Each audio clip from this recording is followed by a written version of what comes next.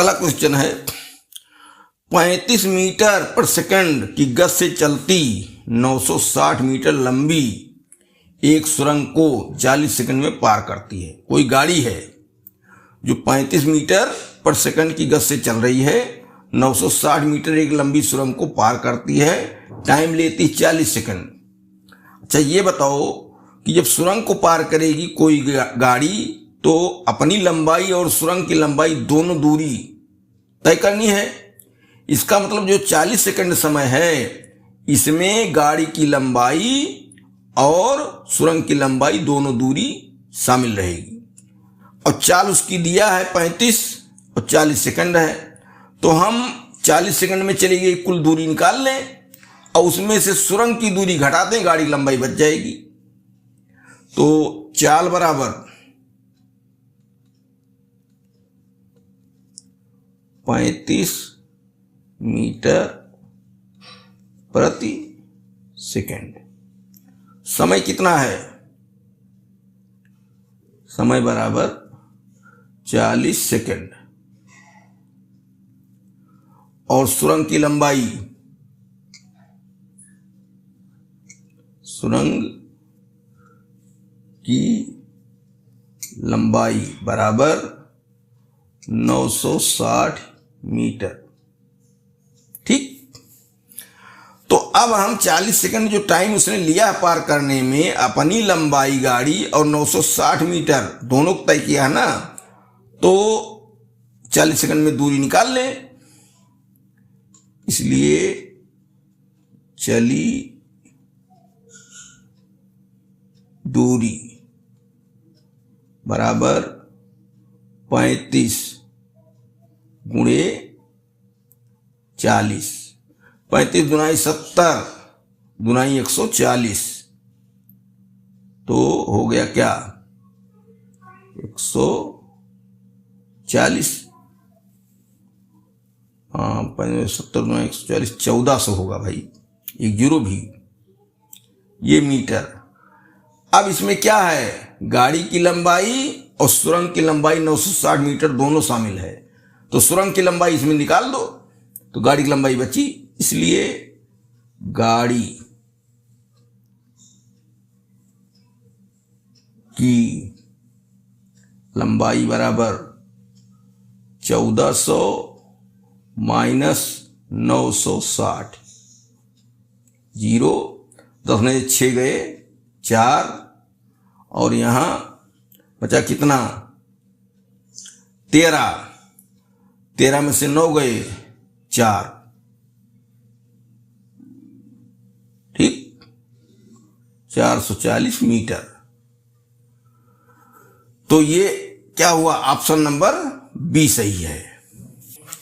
अगला क्वेश्चन, एक चलती हुई रेलगाड़ी किसी 50 मीटर लंबे प्लेटफार्म को, 50 मीटर लंबा प्लेटफार्म है, 14 सेकंड में पार करती है और बिजली के खंभे को 10 सेकंड में। रेलगाड़ी की चाल बताओ। देखो ऐसा है कि 50 मीटर ये प्लेटफार्म है, हाँ, और गाड़ी की लंबाई है, ये लंबाई दोनों को पार करती है, तो समय बराबर 14 सेकंड। केवल क्या करती है, खंबे को, इसका मतलब क्या हुआ, खंबे कोई लंबाई होती नहीं है, तो केवल अपनी लंबाई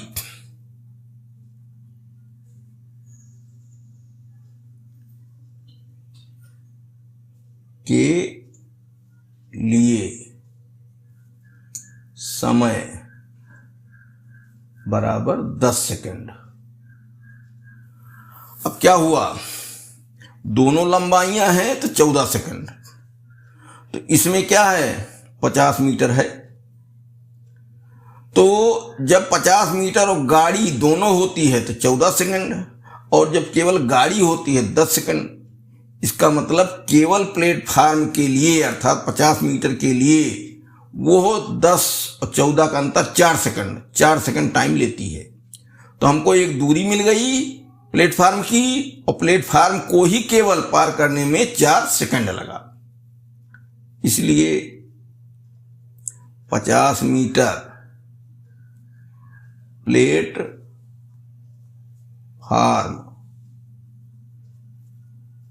के लिए समय बराबर 14 माइनस 10 बराबर 4 सेकेंड। अब ये 50 मीटर एक दूरी हो गई हमारे पास, और इसी को पार करने में लगा समय, या 50 मीटर चलने में लगा समय 4 सेकेंड। ठीक, तो इस तरह से रेलगाड़ी की चाल बताना है। इसलिए चाल बराबर 50/4, 12 चौक 48, 12.5 मीटर प्रति सेकंड। अब ये चाल मीटर प्रति सेकंड में है, किलोमीटर प्रति घंटा में बताना है। इसलिए किलोमीटर प्रति घंटा बराबर 12.5 गुणे 18/5। 5 से कट गया, 5 दूनी 10 दशमलव, और 5 25। अब 18 दूनी 36, 9 45, गुणा करेंगे तो आ जाएगा 45 किलोमीटर बटे घंटा। ठीक, ऑप्शन नंबर ये डी वाला सही है। अगला क्वेश्चन, कोई रेलगाड़ी किसी खंभे को 3 मिनट में पार करती है और 600 मीटर लंबे प्लेटफार्म को 5 मिनट में पार करती है। रेलगाड़ी की लंबाई बताओ। यहां ध्यान देने वाली बात है कि खंभा है, खंभे को पार करेगी 3 मिनट में, तो 3 मिनट जो चलती है वो अपनी लंबाई ही चलेगी। खंभे को पार करने में गाड़ी अपनी लंबाई को चलती है। अब कह रहा है कि 600 मीटर लंबा प्लेटफार्म अगर होता है तो 5 मिनट लगता है, तो रेलगाड़ी की लंबाई तथा गति कितनी है। तो हम देख रहे हैं कि जो प्लेटफार्म 600 मीटर आया अलग से, उसके लिए समय 5 में से 3 मिनट घटाओ 2 मिनट लग रहा है, नहीं, तो एक जो है हमको दूरी मिल गई और एक समय मिल जाएगा, तो चाल हम निकाल लेंगे, गति का काम हो गया। अभी देखिए आगे फिर जब चाल निकल आएगी तो गाड़ी की लंबाई भी निकल आएगी। तो खंभे को पार करने में समय बराबर 3 मिनट, मिनट में है, और 600 मीटर प्लेटफार्म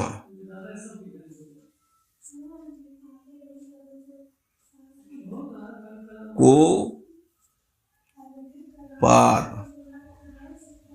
करने में समय बराबर 5 मिनट। ठीक, तो जब प्लेटफार्म को पार किया होगा 5 मिनट लगा होगा, तो गाड़ी की लंबाई भी इसमें रही होगी, और 600 मीटर और है।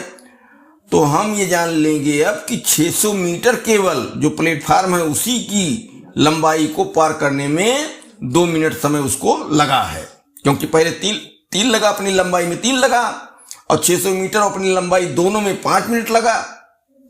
इसका मतलब क्या कि 600 मीटर के लिए अपनी लंबाई का समय 3 मिनट है, उसको निकाल दो, 2 मिनट हुआ नहीं हुआ। इसलिए 600 मीटर पार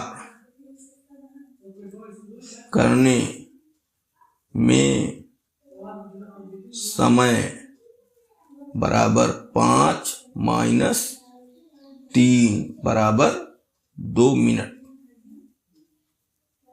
ठीक। तो अब हमारे पास ये दूरी हो गई और 2 मिनट समय हो गया, इसलिए चाल बराबर दूरी बटा समय, 600 बटे 2 मिनट है, 2 बराबर 300 मीटर प्रति मिनट। मिनट का मामला है, ठीक। ये अब जो है चाल हमको मिल गई, तो चाल जो है किसमें निकाल दिया जाए, किलोमीटर प्रति घंटे में, उसी में आंसर दिए गए हैं, या 300 गुणे 18/5 किलोमीटर प्रति घंटा, तो 5 36 18 95 18 छक्का 108, ठीक।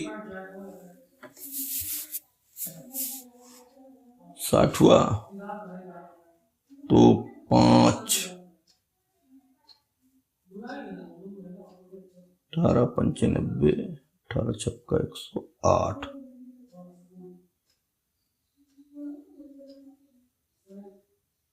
नहीं भाई, ये गलत हो रहा है, ये तो मिनट में है ही है, इसको फिर से बदला जाए। यही हम लोग भूल कर रहे थे, सेकंड में होता तब ये लगता। इसलिए क्या, जो ये 300 मीटर है, 300 बटे 1000 कर दो, ये हो गया कितना,